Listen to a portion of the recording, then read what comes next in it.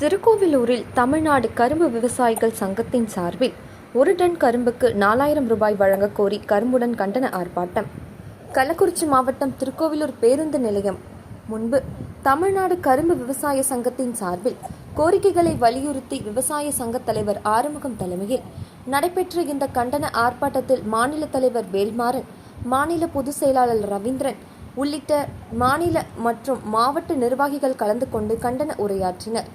நடப்பு ஆண்டில் டன் ஒன்றுக்கு 4000 ரூபாய் வழங்க வேண்டும் எனவும், கரும்பு வெட்டும் கூலியை கட்டுப்படுத்த வேண்டும், கரும்பு வெட்டும் கூலியை சர்க்கரை ஆலை நிர்வாகமே ஏற்றுக்கொள்ள வேண்டும் என்பன 10 அம்ச கோரிக்கைகளை வலியுறுத்தி கையில் கரும்புடன் விவசாயிகள் கண்டன ஆர்ப்பாட்டத்தில் ஈடுபட்டனர்.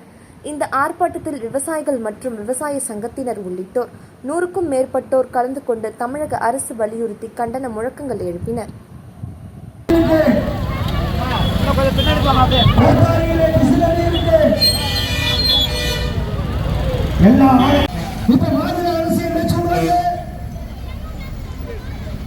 பாதிக்கக்கூடிய சட்டங்களை கொண்டு வந்து கொண்டே இருக்கிறார்.